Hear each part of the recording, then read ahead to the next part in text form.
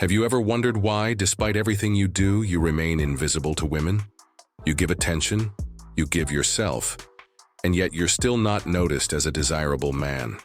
This is the silent wound of many men, being present and, at the same time, being treated as if they were no one. If you want to break this cycle and discover how to awaken genuine sexual obsession in her, stay until the end. What you're about to hear is not cheap tricks, but psychological and energetic keys that transform the way she sees you. The wound of male invisibility. Have you ever felt the weight of being present in a room and still being treated as if you were just part of the furniture?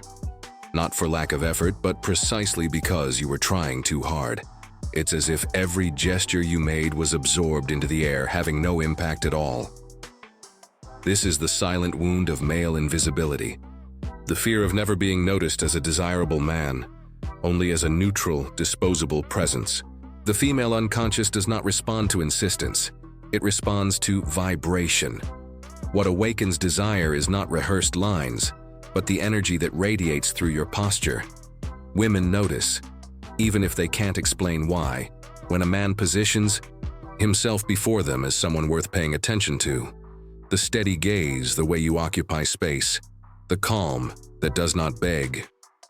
That's what sparks her curiosity, not the flood of words you spill to try to be accepted.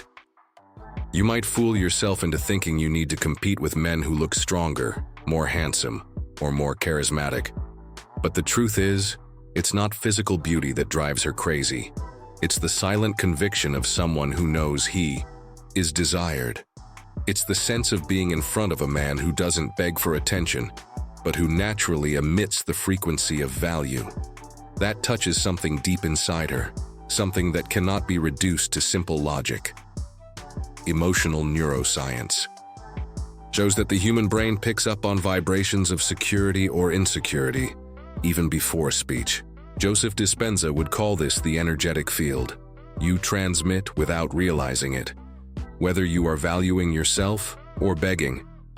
And Jung would remind you that the shadow of the invisible guy arises precisely when you fail to recognize the power that already exists within you. As long as you believe you need external validation to exist, your energy vibrates as neediness, and neediness never attracts desire. Imagine fire hidden under thick ashes. At first glance, it's not there. But when someone gets close, they feel the heat radiating from within. That is the metaphor for your masculine presence. It doesn't need to be displayed in exaggerated flames. It just has to be real. The woman feels it, and when she feels it, invisibility disappears. The consequence is inevitable. When you perceive yourself as rare, as someone whose presence cannot be wasted, she picks up on that before you even speak. You stop being a common face and become a presence that intrigues her, that calls to her effortlessly. You don't need to shout to be heard. You only need to position yourself as someone who already knows his worth. That's the moment the game changes. You stop chasing her gaze and become the man she searches for with her eyes. The invisible game of silence and tension. Have you noticed how anxiety invades your body when silence lingers? The heart races, the mind searches for words, and the mouth tries to fill every empty space.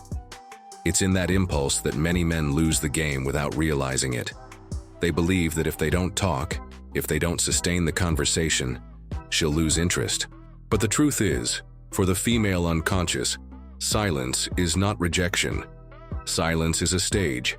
Psychology shows that pauses awaken a primitive reaction: curiosity. The female brain, faced with empty space, feels uncomfortable. It seeks to fill that enigma. And when silence comes from a confident man, the absence of words transforms into presence. It's as if she begins to hear more than what you say. She begins to hear who you are. This is the invisible power of the unspoken, of the tension built between one word and another. Many men confuse intensity with excess. They try to fill every moment to prove value, but end up transmitting insecurity. A man who fears silence is a man who reveals his need for approval. A man who sustains the pause, on the other hand, transmits control. He doesn't fear the empty space because he knows that emptiness also communicates. Jung would say that silence is the shadow that gives shape to what exists. Without it, everything is noise. Female desire does not come from hurry. It comes from expectation. The pause, when sustained naturally, creates erotic tension. Her body responds to that mystery without her realizing it. She wonders, what will come next? That question doesn't arise from your words, but from the space between them. It's in that interval that her mind builds images, fantasies, and emotions that you didn't have to force. The metaphor is clear. In music, it's not just the notes that create melody, but the spaces between them. Silence is the frame that gives depth to sound. In the same way, tension doesn't come from excess words, but from the contrast between what is said and what is withheld. The man who understands this doesn't speak to fill, he speaks to mark. And when he doesn't speak, he lets silence speak for him. The consequence is inevitable. When you don't rush to please, she becomes restless. When you don't fill the space with effort, she begins to imagine. And what is born from imagination is always more intense than any rational explanation. The absence of haste, the pause loaded with intention, makes her associate your presence with mystery. And mystery, when held firmly, transforms into desire. The hidden mirror of rejection. Have you ever wondered why, even though you were attentive, kind, and available, you ended up being seen only as the loyal friend who never awakens true desire? This is the silent drama of countless men. They believe that by offering everything, they'll receive love and recognition in return. But in the female unconscious, this posture is read differently, not as love, but as servitude. And what bends too much loses the shine of attraction. The female unconscious tests. Often without realizing it, she creates small obstacles, responds coldly, or throws out a disguised no, just to observe how you react. It's not deliberate cruelty, but an unconscious search for a reflection. Are you someone firm, or someone who bends at the first sign of resistance? Each gesture of hers carries a silent question. Do you need me so much that you forget who you are? When you bow to these tests, something breaks. Erotic tension disappears, and in its place comes only the certainty that you're willing to be molded to her will. That's the moment you become the nice guy who's always there, but never causes the thrill of uncertainty.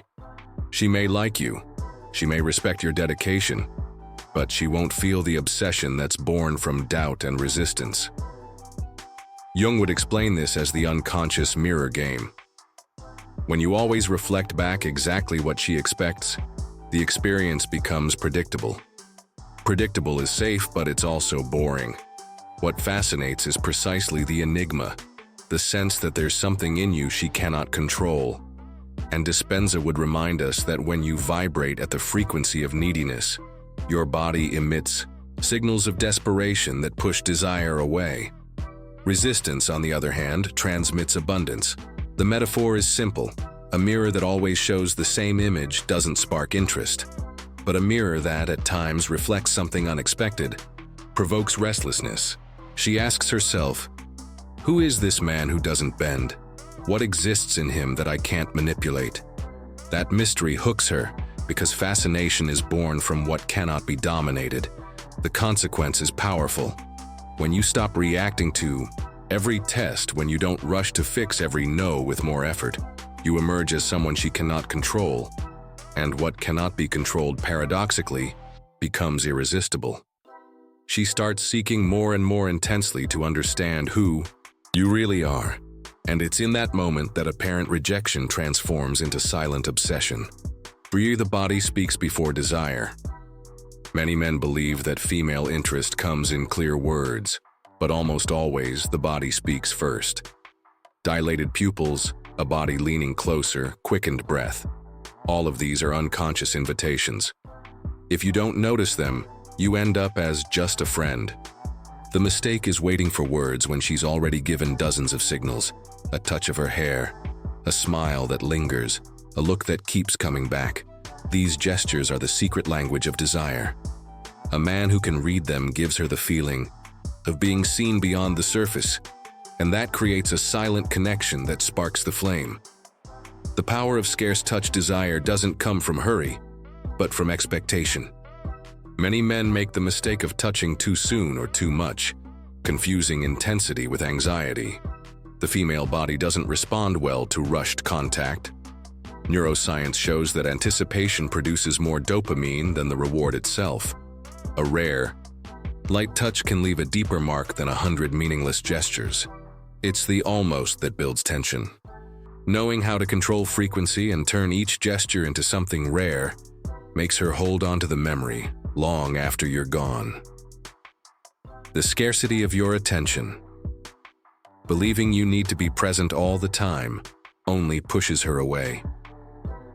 Too many messages and too much attention lose value, like water spilled in excess.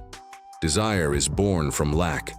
When you step back strategically, she feels the emptiness and starts chasing you. The silence you fear turns into her search. Your well-measured absence doesn't mean rejection. It means emotional control.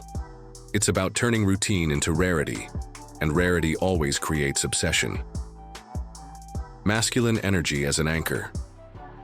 The feminine tests whether you truly are who you appear to be. Insecurity in your voice or rushed gestures reveals weakness.